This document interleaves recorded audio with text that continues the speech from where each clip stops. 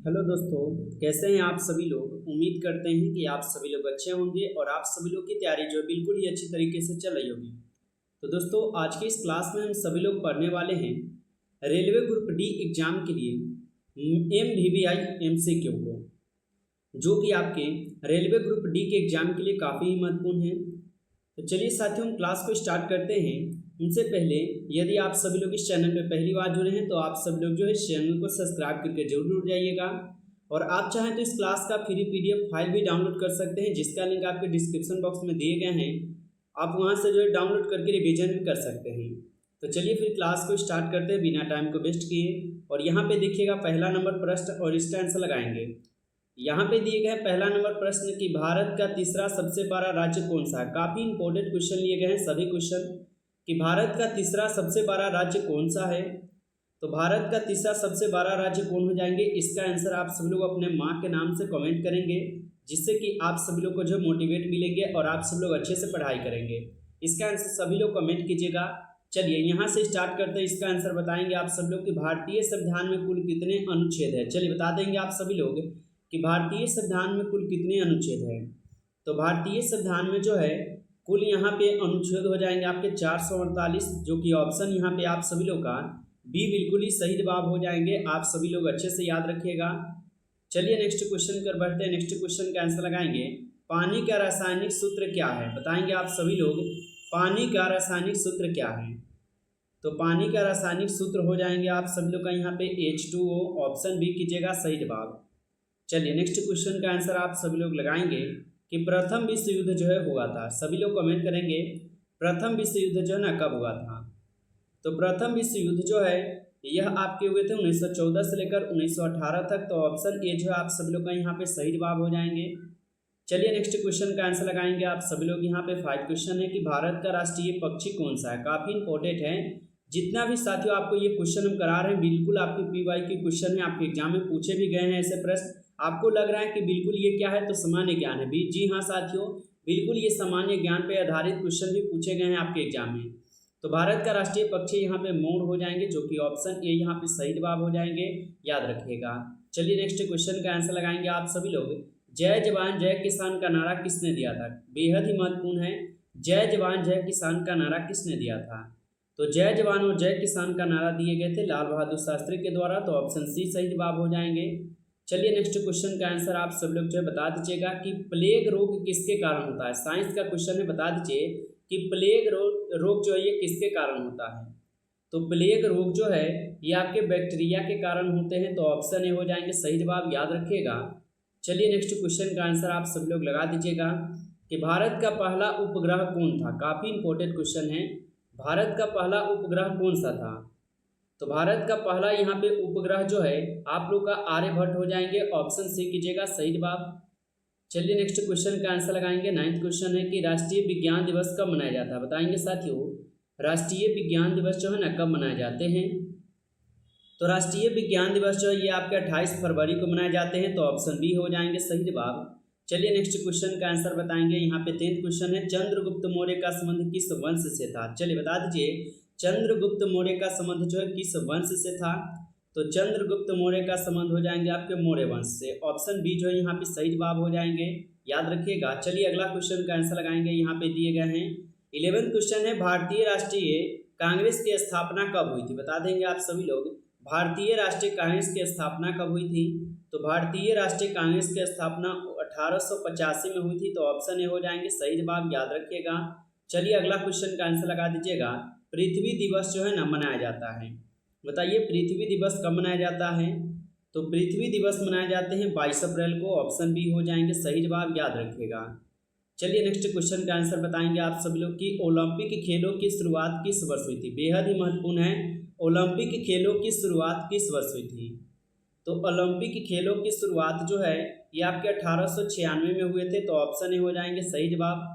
चलिए next question का answer आप लोग बता दीजिएगा कि भारत में योजना आयोग का गठन कब हुआ था। बता दीजिए साथियों भारत में योजना आयोग का गठन कब हुआ था।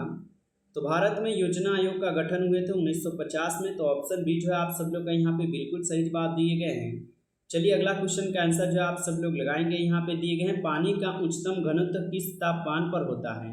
चलिए बता दीजिए पानी का जो है उच्चतम घनत्व किस तापमान पर होता है। तो पानी का जो है उच्चतम घनत्व होते हैं आपके 4 डिग्री तापमान पे, याद रखिएगा आप सभी लोग। चलिए अगला क्वेश्चन का आंसर लगाएंगे आप सभी लोग। 16 क्वेश्चन है कि भारत में सर्वाधिक चावल उत्पादन करने वाला राज्य कौन सा है। चलिए बताएंगे भारत में सर्वाधिक चावल उत्पादन करने वाला राज्य कौन सा है। तो यह राज्य हो जाएंगे पश्चिम बंगाल। ऑप्शन सी जो है यहाँ पे बिल्कुल सही जवाब दिए गए हैं, याद रखिएगा। चलिए अगला क्वेश्चन का आंसर लगाएंगे भारतीय रिजर्व बैंक आरबीआई का मुख्यालय जो है कहाँ स्थित है। तो भारतीय रिजर्व बैंक आरबीआई का मुख्यालय जो है कहाँ पर स्थित है। तो इनका मुख्यालय हो जाएंगे मुंबई में। ऑप्शन सी जो है यहाँ पे बिल्कुल सही जवाब हो जाएंगे, याद रखिएगा। चलिए अगला क्वेश्चन का आंसर लगाइएगा कि मानव शरीर में रक्त का पीएच मान कितना होता है। बताएंगे आप सभी लोग मानव शरीर में रक्त का पीएच मान कितना होता है। तो मानव शरीर में रक्त का पीएच मान 7.4 होते हैं, जो कि ऑप्शन सी जो है यहाँ पे सही जवाब है। आपसे एग्जाम में पूछा जा सकता है कि मूत्र का पीएच मान कितना है। तो मूत्र का पीएच मान 6 होते हैं, याद रखिएगा, ठीक है। चलिए अगला क्वेश्चन की ओर बढ़ते हैं। नेक्स्ट क्वेश्चन का आंसर लगाएंगे। 20 नंबर क्वेश्चन है रामायण के रचयिता कौन थे। बेहद ही महत्वपूर्ण है, ये प्रश्न आपके एग्जाम में बार बार पूछे जाते हैं। रामायण के रचयिता कौन थे। तो रामायण के रचयिता हो जाएंगे वाल्मीकि जी। तो ऑप्शन सी कीजिएगा सही जवाब। और महाभारत के रचयिता कौन है आप सभी लोग कमेंट कीजिएगा। चलिए अगला क्वेश्चन का आंसर लगा दीजिए आप सभी लोग यहाँ पे कि भारत में सबसे लंबी नदी कौन सी है। बताइएगा आप सभी लोग भारत में सबसे लंबी नदी कौन सी है। तो भारत में सबसे लंबी नदी अगर पूछे तो गंगा हो जाएंगे। यदि विश्व में पूछेगा तब हम सब लोग जो है नील नदी याद रखेंगे, ठीक है, याद रखिएगा इन दोनों प्रश्न को। चलिए अगला क्वेश्चन का आंसर लगा दीजिएगा कि भारत में पहला आम चुनाव कब हुआ था। काफी इंपॉर्टेंट क्वेश्चन है। भारत में पहला आम चुनाव जो है ना कब हुआ था। तो भारत में पहला आम चुनाव हुए थे कब। तो ये हुए थे 1951 से लेकर 1952 तक। ऑप्शन सी जो है सही जवाब है। दोस्तों यदि आप लोगों को ये क्लास अच्छा लग रहा है तो दोस्तों आप सभी लोग जो इस क्लास को जरूर लाइक कर लीजिए, क्योंकि काफ़ी ही मेहनत लगती है आप लोग के लिए कंटेंट को तैयार करने में। तो आप सब लोग प्लीज़ इस क्लास को लाइक कर लीजिएगा और ज़्यादा से ज़्यादा शेयर जरूर कीजिएगा अपने दोस्तों के यहाँ। और नए जुड़े होंगे चैनल पे तो आप चैनल को भी सब्सक्राइब करके ऑल पे दबा लीजिएगा, ठीक है। तो आप सब लोग इतना सपोर्ट हमें भी आप सब लोग जरूर कीजिएगा। चलिए यहाँ पे देखिएगा आप सब लोग 23 नंबर क्वेश्चन है कि नीति आयोग की स्थापना किस वर्ष हुई थी। बताएंगे आप सभी लोग नीति आयोग की स्थापना किस वर्ष हुई थी। तो नीति आयोग की स्थापना किए गए थे आपके किस वर्ष। तो यह किए गए थे आपके 2015 में। ऑप्शन बी जो है यहाँ पे सही जवाब हो जाएंगे। चलिए अगला क्वेश्चन का आंसर लगा देंगे। 20 यहाँ पे 4 क्वेश्चन है पृथ्वी की सतह का कितने प्रतिशत भाग जल से ढका है। बता दीजिएगा कि पृथ्वी की सतह का कितने प्रतिशत भाग है जो कि जल से ढका हुआ है। तो पृथ्वी की सतह का कुल 71% भाग जो ये जल से ढके हुए हैं, याद रखिएगा। चलिए अगला क्वेश्चन का आंसर लगाएंगे आप सभी लोग कि भारत का पहला परमाणु ऊर्जा संयंत्र कौन सा था। बताएंगे आप सभी लोग भारत का पहला परमाणु ऊर्जा संयंत्र कौन सा था। तो यह थे आपके तारापुर। ऑप्शन बी जो है यहाँ पे सही जवाब है, तारापुर, याद रखिएगा। चलिए अगला क्वेश्चन का आंसर बता दीजिएगा भारत का सबसे बड़ा बंदरगाह कौन सा है। चलिए बताएंगे आप सभी लोग भारत का सबसे बड़ा बंदरगाह कौन सा है। तो भारत का सबसे बड़ा बंदरगाह जो है यहाँ पर हो जाएंगे आपके मुंबई पोर्ट, ठीक है। ऑप्शन बी को सही जवाब कीजिएगा। चलिए अगला क्वेश्चन का आंसर लगा दीजिएगा आप सब लोग। 27 क्वेश्चन है कंप्यूटर के जनक यानी कि फादर ऑफ कंप्यूटर जो है ना कौन माने जाते हैं। चलिए बता दीजिए कंप्यूटर के जनक कौन माने जाते हैं, आपको ये बताना है। तो कंप्यूटर के जनक जो है यहाँ पे चार्ल्स बेबेज माने जाते हैं। ऑप्शन बी हो जाएंगे सही जवाब, याद रखिएगा। चलिए अगला क्वेश्चन का आंसर बता दीजिएगा आप सभी लोग। यहाँ पे दिए गए हैं कि कौन सा विटामिन सूर्य की रोशनी से जो है ना प्राप्त होता है। तो आपको अच्छी तरीके से पता होगा कि विटामिन डी जो है ये सूर्य की रोशनी से प्राप्त होता है, याद रखेंगे। चलिए अगला क्वेश्चन कर बढ़ते हैं। नेक्स्ट क्वेश्चन का आंसर आप सब लोग लगाइए। यहाँ पे दिए गए हैं 29 क्वेश्चन है कि मल्ल राज्य की राजधानी थी। बताएंगे आप लोग मल्ल राज्य की राजधानी हो जाएंगे। तो मल्ल राज्य की राजधानी जो है ये आपके कहाँ पर है। तो कुशावती में, ठीक है, कुशावती में है। ऑप्शन यहाँ पे आप लोग का बी सही जवाब है। चलिए अगला क्वेश्चन का आंसर आप लोग लगा दीजिएगा। यहाँ पे दिए गए हैं भारत में लोकसभा के कुल कितने सदस्य होते हैं। तो भारत में लोकसभा के जो है कुल कितने सदस्य होते हैं। तो भारत में लोकसभा के कुल यहाँ पे 545 सदस्य होते हैं। ऑप्शन सी जो है सही जवाब है। चलिए अगला क्वेश्चन का आंसर आप सब लोग लगाएंगे। यहाँ पे 31 क्वेश्चन है संविधान सभा के अस्थायी अध्यक्ष कौन थे। बताएंगे आप सभी लोग कि संविधान सभा के अस्थायी अध्यक्ष कौन थे। तो संविधान सभा के अस्थायी अध्यक्ष हो जाएंगे यहाँ पे डॉक्टर राजेंद्र प्रसाद। तो ऑप्शन ए को सही जवाब कीजिएगा आप सभी लोग। चलिए अगला क्वेश्चन का आंसर लगा देंगे आप सब लोग कि भारत में सबसे ज़्यादा जनसंख्या राज्य कौन सा है। भारत में सबसे ज़्यादा जनसंख्या वाला राज्य कौन सा हो जाएगा। तो भारत में सबसे ज़्यादा जनसंख्या वाला राज्य हो जाएंगे उत्तर प्रदेश। ऑप्शन बी कीजिएगा सही जवाब। चलिए अगला क्वेश्चन का आंसर लगा देंगे आप सभी लोग कि विश्व का सबसे बड़ा महाद्वीप कौन सा है। चलिए बताइए विश्व का सबसे बड़ा महाद्वीप कौन सा होगा। तो विश्व का सबसे बड़ा महाद्वीप है एशिया महाद्वीप। ऑप्शन सी जो है सही जवाब हो जाएंगे, याद रखेंगे। चलिए अगला क्वेश्चन का आंसर आप सब लोग बताइएगा कि किस भारतीय नेता को मिसाइल मैन के नाम से जो है ना जाना जाता है। बताइए किस भारतीय नेता को मिसाइल मैन के नाम से भी जाना जाता है। तो ये जाने जाते हैं एपीजे अब्दुल कलाम को। ऑप्शन बी हो जाएंगे सही जवाब यहाँ पे। चलिए अगला क्वेश्चन का आंसर लगा दीजिएगा आप लोग कि भारत में सबसे ऊंची चोटी कौन सी है।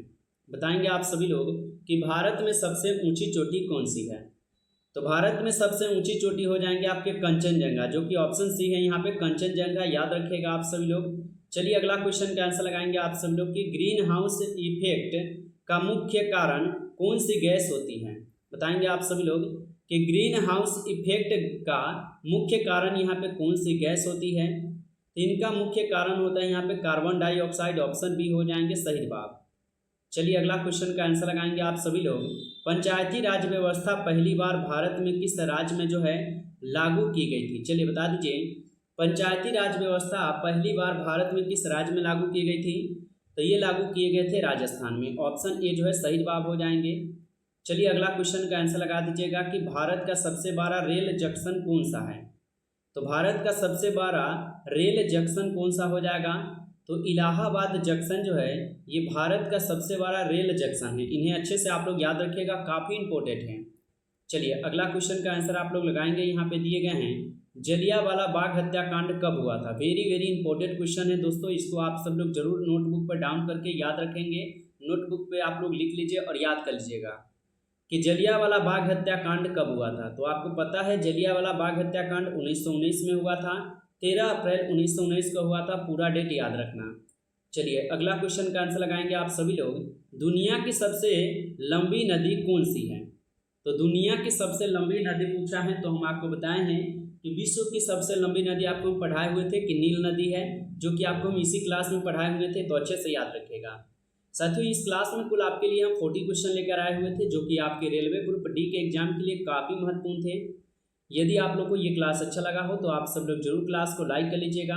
चैनल पे पहली बार यदि आप लोग जुड़े होंगे तो चैनल को भी सब्सक्राइब करके ऑल पे आप सभी लोग दबा कर जुड़ जाइएगा, जिससे कि जब भी कोई नई क्लास हो सबसे पहले उस क्लास का नोटिफिकेशन आपके पास जरूर पहुंच पाए। तो चैनल को आप सभी लोग सब्सक्राइब नहीं किए हैं तो सब्सक्राइब भी जरूर कर लीजिएगा। और क्लास कैसा था आप लोग हमें कमेंट में अपना फीडबैक जरूर दीजिएगा। चलिए फिर मिलते हैं आपसे नेक्स्ट क्लास में, तब तक के लिए जय हिंद जय भारत।